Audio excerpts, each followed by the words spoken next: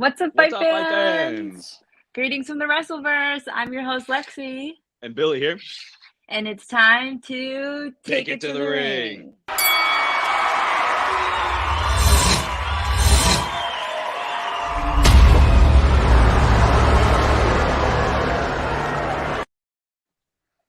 Alrighty, today we will be doing a Wrestlecap of AEW Rampage from last night. Rampage. And this episode was a rampage. This was It really was. cool. I mean, Hook, it was a rampage in that match. He just destroyed, I think Lee was his name. But yeah, we'll get right into it. This was a good episode too, guys. Definitely check this one out. So we got to see this long going rival between the Young Bucks versus Roppongi Vice. And I think I Yes. said that right. Yes, you did. It's kind of tricky, especially when you're trying to read it.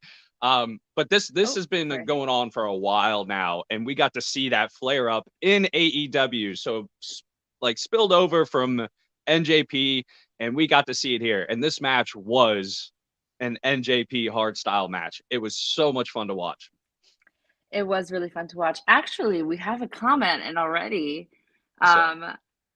It says, "You're a great man with golden heart personality. Enjoy every moment of life. Well, thank you. Stay I appreciate happy and that. healthy That's always." a great way to start off the morning. Yes, thank you. So, yes, they had no entrance, which I thought was interesting. They just kind of start out in the middle of the ring. Mhm. And, we've got Trent and Nick started for their teams with a very quick exchange, but it wasn't long before Nick found himself dealing with Romero outside of the ring. Like, they got outside of the ring pretty fast, and Yeah. Romero grabs him and just throws him back in the ring. Like, first they're out there fighting for a little bit, and it's not for long though. They quickly go back into the ring. And oh yeah, I he's thought like, that get was back in there. Yeah. This match, I mean, through the whole match, they were kind of all over the place. They were using everything. I mean, Yeah. Matt ended up kind of tagging back in, and then him and Romero kind of took turns trading hits back and forth, and it was kind of like a ping pong match, going back and forth. And they kind of continued to keep the pace up against the Bucks with some really good double team moves and just kind of really hitting it on spot. And it was a lot of fun to watch. It was very creative and very entertaining. Yeah, and this picture here is when they have him in the middle at that point, and he's outside. They're out, opposite of each other, and they're just throwing him back and forth. Like, this was him being thrown. I was like, oh my goodness, I would be so dizzy. Oh, they were working him. I love seeing good tag team work like that. It was pretty awesome though. And then the Bucks end up going up the ramp, and I'm like, are they leaving? Like, what's going on? So then obviously they get followed. And I so thought the same thing. I was like, are they throwing a little hissy fit? Like, are we having walkouts now in AEW? Seriously. I felt for we've it. seen Hardy, Matt Hardy did the walkout. Yep. We had Sammy Guevara did the walkout. So yeah, a little I was temper tantrum. I was like, okay, this is not something unheard of. So, but no, they end up getting to the top of the ramp and super kick them. Like, I think this was the best shot I could get of it. Like, that's both an awesome of them shot. super kick them at the exact same time. And they try to get them counted out by the ref, and the ref's counting. He's like, 1, 2, and you could see Romero is just crawling. He's like, oh, he barely got there. It's like the last second. It was the last second, and Orange Cassidy's like, come on, let's go. Oh, he was hyping up the crowd too, trying to get them going.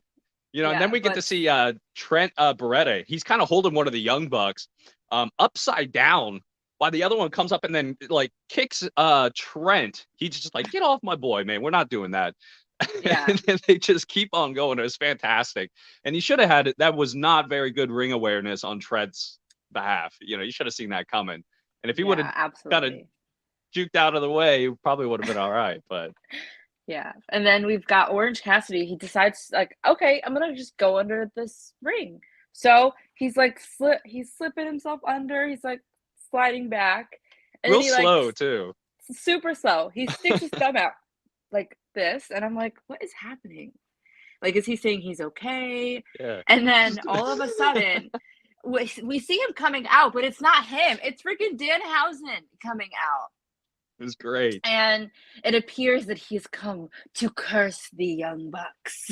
The very, very evil, very, very nice. Yes, very, very evil. And then the Young Bucks at this point are able to, I'm sorry, the Young Bucks are able to somehow like knock them out. And it was with like 2 suicide dives at the same time. It was crazy. It was pretty neat, and then it kind of cut to the commercial break. And Yes. we come back and the Young Bucks really kind of took control during that break. So they got their second win, and they come back and they were mocking the best friends with the hugs, which I thought was kind of funny. But they're brothers, so it's kind of, I was also like, oh, brother. It was kind of funny. And they both, but like while they're playing around with these shenanigans in the ring, they weren't aware, and then got hit with a double Hurricane Rano by Romero. Very impressive. First time I've seen that in I think AEW. It was very cool. That was awesome. And it happened so fast I couldn't get a good shot of it. Yeah. But you got to record it, and AEW is so strict with us recording. Yeah, and we've already gotten like freaking copyrighted like 17,000 times. So, Trent Beretta, he's tagged back in, and he took to both like of his opponents, and he's got like he uses these very high impact moves, which is what I kind of like about his style of wrestling. And like all 4 of the men at one point are like back and forth in the ring, like trading spots like a little bit towards the end. There was a lot of back and forth. And then, the Bucks ended up winning with the BTE trigger. It was epic, like this tag team move. And they were able to secure their win. It was really sad to kind of see Trent take that. He's already coming back from a neck injury, and I think that's the second or third time he's taken a BTE trigger to the neck. Yeah, they've jumped him once before. Like I think when he first came out with his mom, they hit him with it. And then Cole was behind. It was like a triple BTE trigger. Cole was there too. So the poor guy's just been getting his neck beat up. He's got a target on it. That was a really fun match. It was a lot of stuff. It was, pardon me. There was almost too much to try to even talk about. And there was so much I haven't seen before. Like that was very, very creative throughout this entire match. It was a ton of fun. But like afterwards, you see Cutler, he's trying to spray Orange Cassidy with that spray. He's like, no, man. I got my glasses on. You can't do that. Mm-hmm. And then Jay White ended up coming out and just goes straight for Beretta and lays him out.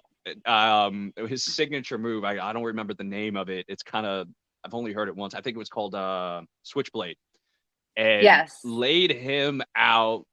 Crowd went nuts. You could tell they're super, super hyped to see these big stars come over. They sure are. There's a few comments that we missed, so I'm gonna put them up on the screen. So it's confirmed that Jeff Hardy, brother Nero, joining all Elite Wrestling after February, and maybe Briscoe's joining AEW very soon. That's confirmed. Good to know. Nice. Okay. We love confirmation. Yeah. It could be Jeff Hardy joining AEW 10 of March 2022. Huh. I like it. And I like Keith, it. Get the Hardy boys together. Good morning. Good morning, Keith. I hope Jericho doesn't turn heel from what we saw during the meeting on Dynamite. I don't know if he's necessarily heel. He's just an alpha. He's a boss. Period. Yeah. I mean, that's just how he is. That's not a persona. That's not a wrestling thing. That's him. We were talking about it, I think last week after the episode. When Dynamite was over, there was like some fast foodie show that he was on, and like he's telling the chefs what to do. Like he's just a boss. Like that's just who he is. He's arguing with them. It's just in his nature. That's just how he is. Yeah. He's a boss. And then I've got to say though, for this match, I think that Romero did a great job, like coming in with those strong, high intensity moves. There was a lot of moves I've never seen before. This was like a extremely interesting match, and I love the Danhausen part. Yeah. He's always fun. I don't know if he's actually gonna wrestle, but it's always it's fun. I love his personality, and Just kind of his whole thing. I like him. He's funny. Yeah, I like that they're able to kind of incorporate that like funny comedian aspect into the match, but at the same time, it's not like it takes away from the match. Like that didn't at all take away from the match. If anything, it made it more like, ooh. Yeah. Yeah. It's kind of it puts you on a different kind of roller coaster. Yes. It brings you up, puts you down, levels you out. It's excellent. It's really good stuff. It's always a ton of fun. And Orange Cassidy, I'm a big fan. I love the Slaw style. Same thing. It's kind of comical, and wrestlers don't know what to do with it, and it really pisses them off. So it's just as much of a mental game as it is a joke. So there's some validity to it. Yes. And then we had a match that was announced for Face of Revolution, like very quickly. We've got Dante Martin and Powerhouse Hobbs. They're going to be going head to head, which is exciting. That's going to be a good one. This is a rematch. Hobbs said that he got lucky. Dante got lucky last time. So I don't know. Dante's young. He's had a good amount of experience now, and he's got a lot of talent. But Hobbs is just that. He's a powerhouse. That is a big guy. So it's going to be a good match. It is going to be a great match. I agree. I'm excited. And they also let out an announcement to let us know that next Friday, the Rampage episode is going to be aired early. So 2 hours early for all my people who watch Rampage. It came to my mind. So alrighty. We've got Bryan Danielson, and he's backstage. Finally hear from him. We knew that we were going to hear something from him. And he's asked about this compelling offer that he gave Jon Moxley, and he's like, they're like, what's your opinions of CM Punk joining with Jon Moxley? And he's like, listen, I'm not as bothered as people expect me to be. Like, I think he called it a one-night stand. Yeah, he's like, is this just like a one-night stand? He's like, Jon Moxley turning it down is not true. And he's like, Danielson wants a long-term relationship to help build AEW. And he's like, what got Moxley on Wednesday with CM Punk was just a one-night stand. Good stuff. Yeah. I love it. Bryan Danielson is fantastic. And I love what he's really bringing to AEW, because a lot of these, I think the NJP guys, they know Bryan Danielson and they respect him. And same with CM Punk. So I think that's why they feel comfortable going over to AEW and kind of breaking these rules. But then we get to see Matt and Lee Moriarty, and they're kind of talking about Danielson and Lee, like he's learned and he's kind of partially, violent. So Danielson challenges Moriarty to show him, hey, I'm going to let you know what's going on Wednesday on Dynamite. So that's going to be a really good one. I'm super excited. Lee and Danielson should be a fun one, but I think he's going to get smashed. Yeah, that'll be great to watch. So we will definitely let you guys know what's to come of that. One more question from Keith, our comment. The Bryan versus Punk and Moxley thing brings me back to the WWE years. Yeah, I think a lot of these guys have been working together for a while, so it's pretty easy to get some beef stewing. Yes, absolutely. Alrighty, and then we hear from our dentist, Britt Baker. I didn't even know she was a real dentist. I was like, Billy, wait, hold on. Is that just like a persona, or she was a real dentist? No, she was a real dentist. Like, imagine... I'm like, I put my braces in with Dr. Britt Baker, or like she took out my wisdom teeth. I don't know. That's just so weird to me. She's local, Orlando. She still has her practice. She is. She has multiple businesses now. So she's a lady of many talents. Now I know who to go to if I need my teeth taken out. Well, yeah, that's where that lockjaw signature move that she has. She loves working teeth. Yeah, she can just do that. You noticed Adam Cole's teeth are looking real pretty now. Yeah, I wonder why that is. You got the hookup. You got the hookup. All right. So we see her coming out. She's got her grand entrance. I love her entrance. I think she's really cool. And she's up against Robin Renegade. And Baker and Renegade start off like they're locking each other. There isn't extreme movement in the very beginning. It's more of like headlocks. They've got each other, grappling back and forth. And then Baker ends up like having the upper hand for one moment, and she's got her arm, you see, like totally around Renegade's neck, And they were in this position for a while, and I was like, there's no way she's gonna like tap out. There was a few times in this match though that I feel like Britt definitely could have won, but she like let it prolong. Yeah, she definitely likes. She's kind of like a kitty that likes to play with her food. She doesn't like to go out there and just beat them down real quick. She has before, but she does like to go out there. So she was messing with her jaws, but then she ended up missing the big running double knee into the corner, and Baker like yanked her back down to the ground by her hair, just playing dirty again, and started stomping her, man, just dirty stuff, man.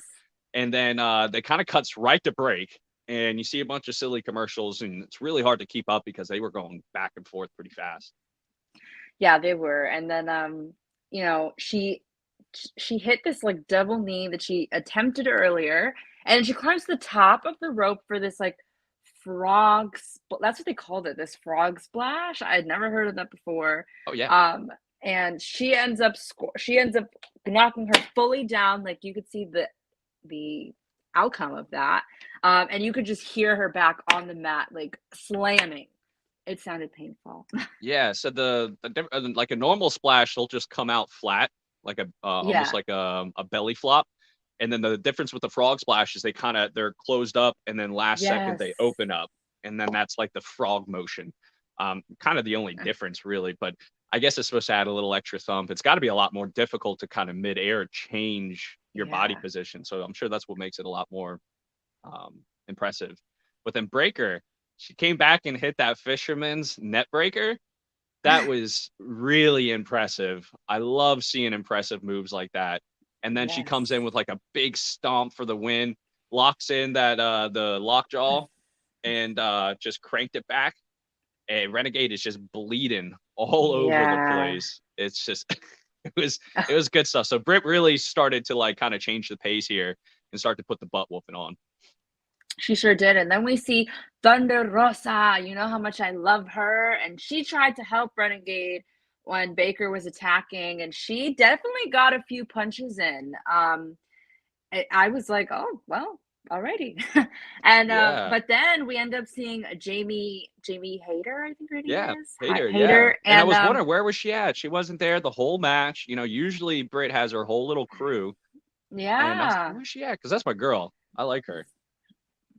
And then we see Mercedes Martinez. She gets a few punches in, but that was crazy. I mean, she gets a few punches in with Thunder Rosa, who's just trying to help out Renegade here. And they end up leaving, and like Britt's got both of her arms like this around them, and because trying to calm them down. It's like Jamie's a little jealous. Yeah, that's what I felt like. Like Jamie and Mercedes, there's like that tension there of like jealousy. Yeah, it's I guess trying to bring somebody else into the group. That happened with Adam Cole and Young Bucks when he brought in O'Reilly from NXT. Young Bucks got all jealous and they were all butthurt. They're like, "Oh, but we give you kisses, Cole. You're replacing us." They were all upset and stuff too. So the same thing's happening. You get all these little cliques, and you got new people coming in. It's like high school drama. But what about that hook match? I teased it a little bit in the very beginning versus Blake Lee. Wow, this guy is so impressive. I think he's ready to start fighting some real big names, not these little smash matches he's been coming out and doing. And Marshall, go ahead. Sorry, I think he was definitely like, this was a piece of cake. Like he did not have any challenge, and it kind of sucks that I wanted to see more challenge, and I'm hopeful that in the future, because it's very clear that he is capable of a lot, that he ends up challenging somebody who's up to par with him, or really puts him up for a challenge. Well, and Blake's not necessarily a slouch. He hasn't been in professional wrestling for a while. He's QT Marshall's kind of been bringing him up and training him a little bit, but he's an amateur, I think American World Wrestling champion. And that's more like traditional Olympic style wrestling. So he does have a lot of talent, but this is a totally different animal being in a ring like this. So Hook's already kind of been trained and ready for that. And he's just really good. And QT Marshall, he comes out with Lee, and he's there for the whole time. That's a former student, and they kind of circle each other. Hook's just like a shark going around the ring, just Yes. stalking, kind of like Brock Lesnar. And the guy is just so confident, and I love it. Yeah, they circled each other, like you said, and then Hook scores his first takedown with his go behind, like a very sneaky move. And then Lee went for his leg, but Hook ends up like dropping down and almost like had them in this lock submission. And before he like grabbed onto this bottom rope with his, see how he's got his foot on like the bottom rope right there? Mm-hmm. Hook is able to corner him at that point and deliver some strikes. Like he is a punching bag because his foot's stuck on that rope. I was like, oh my God. That the ref's yelling at him, you know, hey, get off. But he waited till 5, and good for him. Yeah. I mean, and then like Hook, what about Hook? He flipped out of that hit toss and then hit like the gut wrench suplex, which is so impressive. Because if you really think about it, even with a traditional suplex, when you're hooking up here, it's a lot easier to get the momentum. Where you're hooking so much lower and your opponent's really not helping you, and it's a lot more difficult. And then even here, when he hooks up high, trying to thrust up, it's just it takes so much power and so much core strength. But then he locks in a really nice like submission, and after that? No, they had the gut wrench, and then starts just kind of working him before he sets in, and then Marshall is kind of distracted and he released the hold, and I was like, man, what are you doing? Get your head back in the game. And this kind of allowed Lee to hit him with an elbow, and it was one a hell of an elbow. It reminded me of the same elbow that QT Marshall took about a couple months back from 10, and his eye was all swollen up. We were there for it, and I just heard it, and I was like, oh my gosh. And Hook was just pissed after that. Yeah, and Hook like avoids this crossbody like so easily. It was so funny. He just like takes one small step back, and then like Lee was slow on it, man. It was kind of sad. I laughed. He really did. It was just like a little cartoon thing, and there's like a saying. It's called like, oh my God, I ate shit because I felt like really bad. Like that's the definition of I ate shit. He literally fell smack on his face. Like you could hear the mat just I feel the sting from if we would have had a better angle, you could have seen on his face just like, oh, I messed up. And Hook is able to hit a few, cross faces before locking him in for the red rum for the win. And Hook's got another statement victory. I kind of like the way that he walks out. It's not, he's not cocky. He's not, trying to show off. It wasn't like, I see a lot of times, there's wrestlers who like scream out to the crowd or pose for, pictures, but he was very like, I'm all business, walked out, like just walked out of the crowd. So I definitely think he's cocky. He's just not a showboater. He doesn't go out there and hype and stuff like that. Yeah. He's in, he whoops ass, and he's back out. He's got better things to do. He's there to make a statement, and that's what he's done every single time. And it's won me over. The kid's very impressive, and I call him a kid. He's a young man, but it's just for his age to see that skill. It's just I kind of want to call it because it makes it that much more impressive. Because we got to remember this is a very young man, and he's very good. We're going to see a lot of good stuff coming from him. I mean, his dad is Taz. He's been groomed and bred for this since he was a little kid. Like, he's probably been wrestling. Yeah, he was born for this, like quite literally. It's in his DNA. It is. It's in his blood. All right, so backstage we've got Jurassic Express and Gun Club, and they're discussing how apparently Christian Cage says that they haven't made enough of a statement, and Billy ends up saying like, not you, Billy. Billy ends up saying like. He's like, I think someone said, 20 years ago, because Billy's shirt says like say when on the shirt. And so Cage is like, I think someone said that 20 years ago, but look, you finally did it. And he's like mocking him. And he's like, tonight it is over for you ass boys. I was like, oh my God, they're so. I love it. Billy Gunn is the original ass man, right? That was like his thing back in the day with the suck it. And constantly pulling his ass out all the time. It's good stuff. But I mean, I like Billy Gunn. He's a clown, and when you do get to see him wrestle, or Gun Club in general, Aubrey's always out there, and you can tell they're friends. They have a lot of fun, and Billy Gunn's he's fun to watch. But his sons, man, they showed up in this match. This was the main event. So we had Jurassic Express versus the Gun Club. So we have Colton and Austin, and this is Billy Gunn's sons. And they're brothers. They've been wrestling together for their entire life. So they have a chemistry, and we really got to see that. And the main event was the number one. They were number one ring. So this was a big match, and I was excited. Yes, I was. And we see Jungle Boy and Luchasaurus. They make their entrance in, and we see that Christian Cage is there to support them as well. Yeah. And Austin and Jungle Boy opened with this fast-paced sequence. We end up seeing both men with some really good shots in the very beginning, I have to say. Yeah. Luchasaurus gets tagged in pretty much immediately after, and he went at both of the ass boys at the ringside. He's got them in by their necks, and he just grabs them by their throat and sends them straight into the apron. That guy is not one to be messed with. Thump. I mean, both of them. And Jungle Boy was doing great, man. He was really keeping up the pace.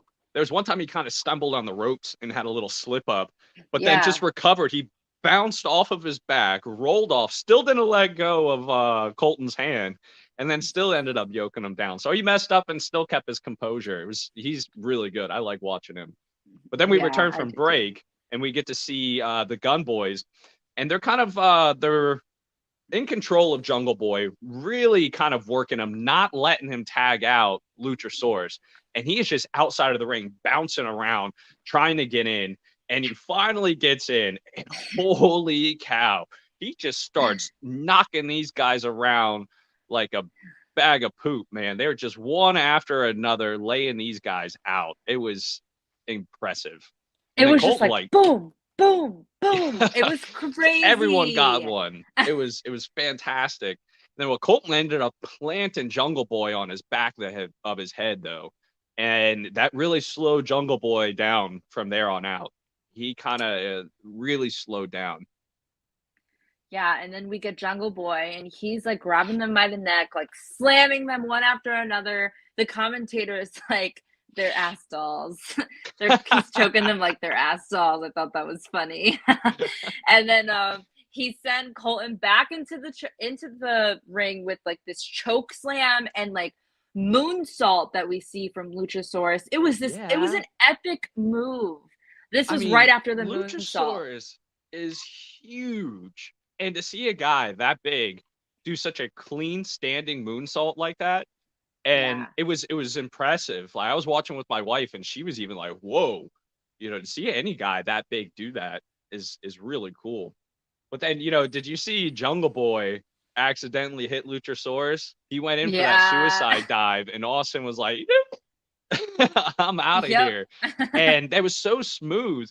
And that was something we really got to see from the Gun Club. They showed us that they were very smart and very skilled for how long they've been out there. And then Colton was using the ropes, but Christian, of course, he kind of gets involved and kicks his feet off. And I was kind of surprised to see Aubrey not paying attention to that. She was strictly focused on Jungle Boy's shoulders, and usually she's more aware. So good on Christian to come over there and stop that. But then, Billy, he tried to come over and stop Christian, and they got a little bit of beef.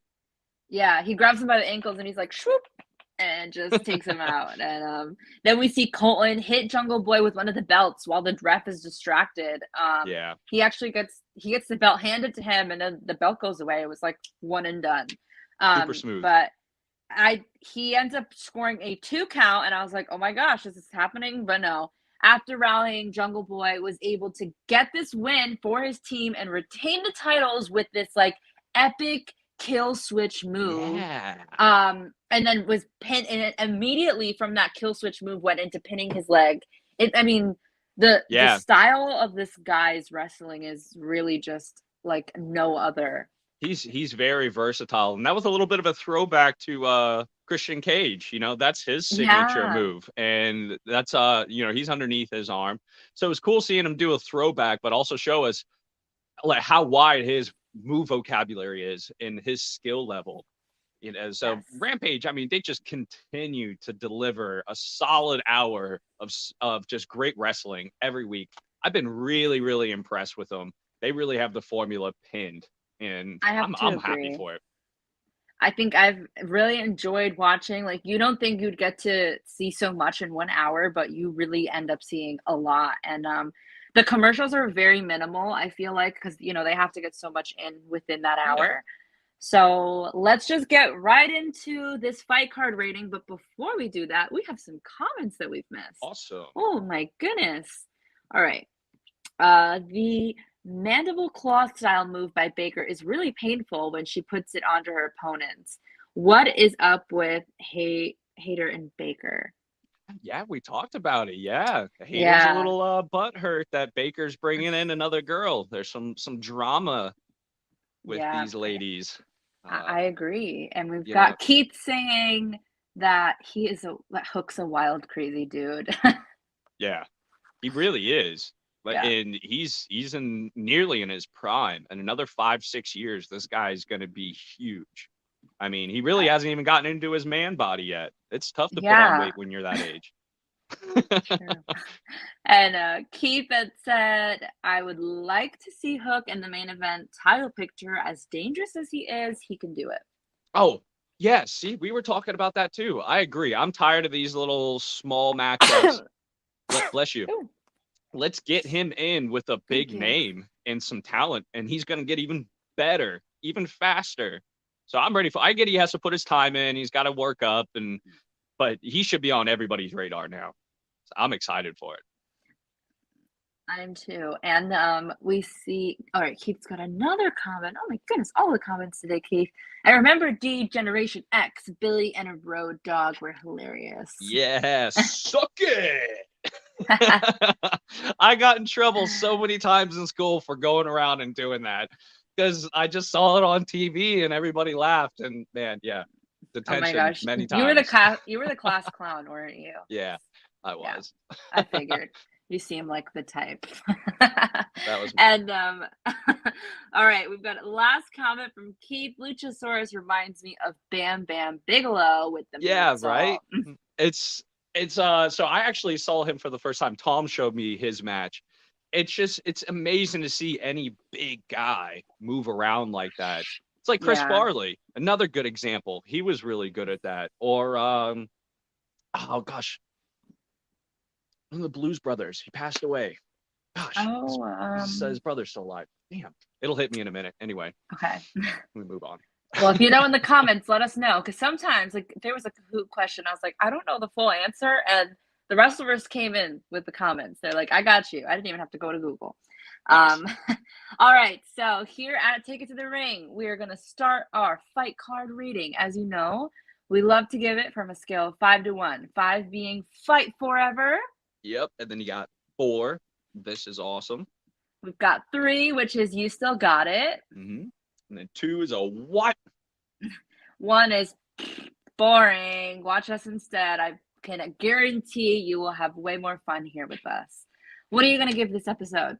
It's a very, very high 3, close 4. This was an awesome episode. It really was. I think I'm going to have to just cave and kind of give it a 4. It was a ton of fun to see just these old rivals come back up. See this blend of hard style and American style wrestling come in and see what AEW is doing for wrestling and worldwide wrestling, the wrestling verse. So for that reason, it gets that little extra bump. But all the matches were great. I mean, the Hook match was awesome. The Gun Club, the Ass Boys, they really showed us they have a lot of skill. They were very smart. They had excellent tag in and tag out timing, knowing when to do it. I think there was at one point Jungle Boy threw Colton out, and on his way out, he got tagged, and Austin was just right back in, keeping the pressure on Jungle Boy. And that's something that comes with experience. So it was impressive to see that. So this was a really good episode. What about you, Lexi? What would you give it? I'm gonna have to give it a 4. I think I really enjoyed seeing Britt Baker kind of like, there was a lot of moments where she could have easily taken the win, easily just let it go down easy. But I like that she likes to go down with the fight.